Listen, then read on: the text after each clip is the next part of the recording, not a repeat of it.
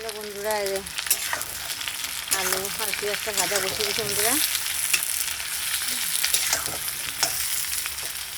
ফোড়ন দিয়ে একবার বসিয়ে দিয়েছি, জিরা ফোড়ন দিয়ে। আর বকুলি হবে, বকুলি দিয়ে আর ডিমের মামলেট করে, এই যে মামলেট করেছি বন্ধুরা, মামলেট করে ঝোল হবে বন্ধুরা। হয়ে গেছে, মশলাটা দিয়ে দেবো।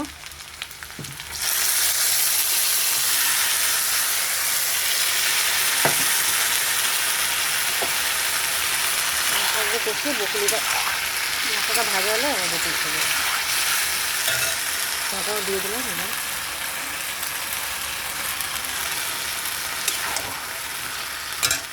একটু হলুদ দেবো, হচ্ছে আদা রসুন পেঁয়াজ দেবো বাটা,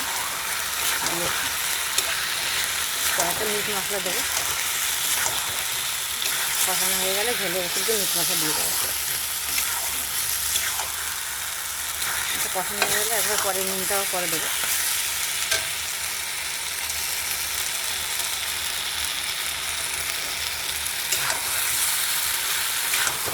কষানো হলে ভালো লাগে না।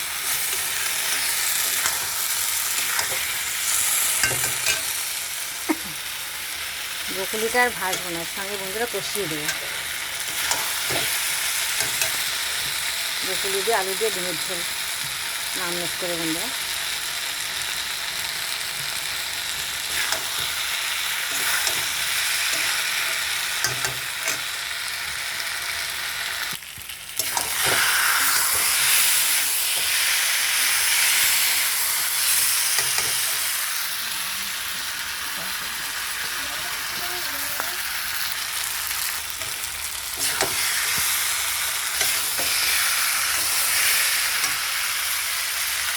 মশলাটা ভালো হয়ে গেছে, বকুলিটা দিয়ে দেবো।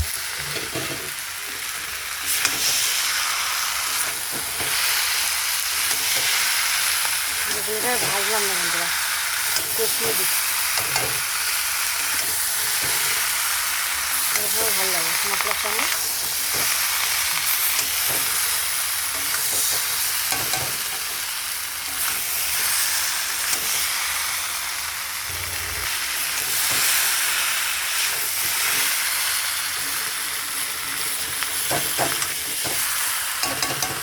কষিয়ে ভাজা মশলার সঙ্গে একটু ভেজে নিচ্ছি বন্ধুরা, যেহেতু ভাজেনি তো মশলার সঙ্গে একবার ভাজা করে হয়ে যাবে। কষিয়ে দিচ্ছি একটু।